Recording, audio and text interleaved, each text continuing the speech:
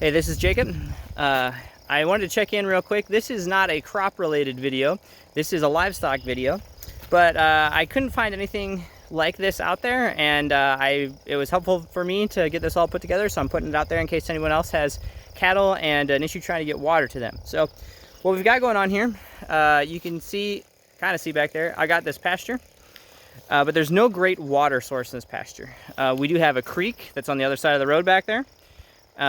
And we've got this little pond that comes to this side. Pond is probably an overstatement.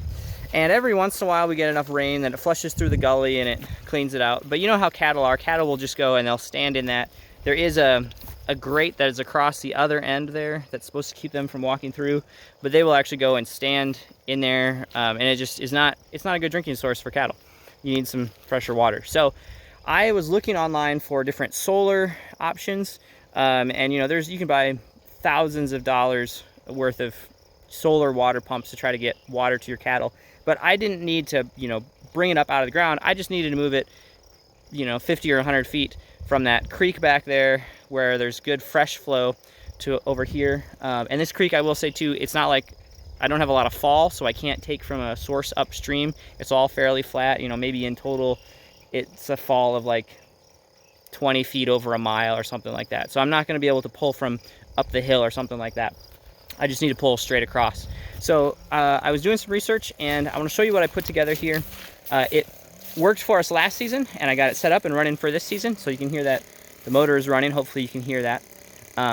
So this is what we got. I went to Harbor Freight and bought these solar panels. Not that expensive, pretty simple. And then with those solar panels, I'll flip the camera around here so you can see. With those solar panels came this charge controller, and then this battery I had to buy separate, but it's the same brand. That's the Solar is the brand that I used, or the brand that, you know, Harbor Freight has. So what happens is the electricity comes from the solar panels. It has to go into this charge controller, and then what the charge controller does is when the pump is not working, or when the pump is not running, it charges in the battery. And when the pump demands power, it takes it from the battery to the pump and runs that way. Now there are different kinds of charge controllers. The more expensive charge controllers, and let me see if I can brush this up. You should, if you want the exact science, go Google it or something. But the idea is batteries can only accept power within a certain range of watts and volts and amps and stuff like that. And sometimes solar panels put out too much power, and it's actually too much for the batteries to accept. And then sometimes the solar panels don't put out enough power, and then the battery doesn't accept it. And you can get a fancy charge controller. I don't know if they're that fancy. They're a little bit more expensive. That will be able to moderate the oversupply and the undersupply, and be able to get more power into your battery than just going off of the general, you know, whenever the sun happens to be just right for the battery. The Harbor Freight version is the cheaper version. So what happens is sometimes the sun is going to be too strong and it's not going to go into the battery. Sometimes the sun is going to be too weak and it's not going to be enough for the battery. But what we're doing here in northern Illinois, we get sunny days. We don't have a lot of cattle in here, so they're not gonna, you know, come in just like 2 hours, demolish this tank, and then need more by the evening.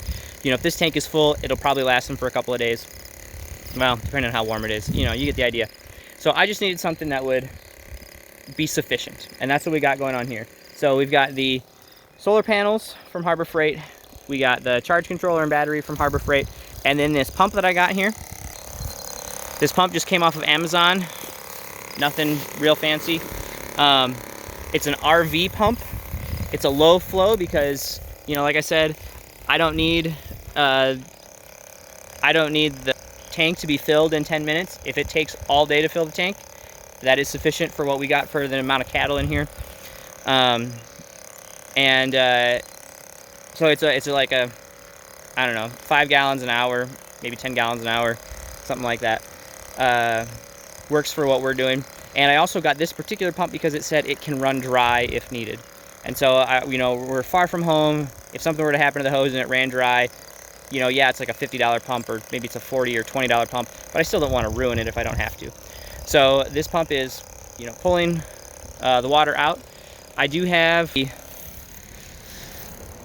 far end of this hose here that goes all the way under. I've got it in the water on the other side there, and there is a check valve.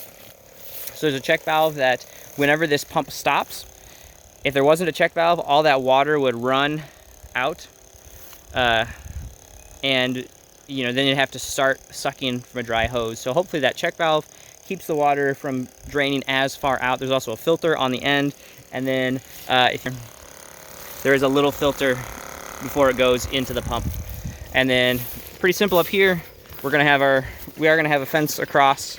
Haven't quite got that put up for the season, but just a float valve on the end. Pretty simple. And you know, we're out here. If the float valve doesn't stop, I really could probably run it. I could just run it, and if it overflows, no big deal. But I figured, you know, if we get too many cloudy days in a row, why drain the battery more than necessary? So the float valve should help with that a little bit. There is a thing on the pump that you can adjust the pressure that it turns on and off for. And I have it adjusted a little bit, but not super fine-tuned. So that's basically the setup. If you have any questions or, you know, whatever, I think in total this was under $500. It was maybe 300, something like that. Don't remember exactly, but not that expensive, not thousands of dollars. It gets water from across the creek over here, so we can give a little bit healthier water to the cattle. I am going to put a box over this stuff so it's not directly in the elements. And yeah, it worked for us last year. Hopefully it survives again for us this year. Yeah, we can get some good grazing on this pasture. So yeah, if you have any questions, leave them down below. I'll try to answer them. Like, subscribe. In general, this is more of a crop content channel, but we had this project and I thought this might be interesting for some folks out there. So hopefully you've got some use out of it. All right, that's all for now.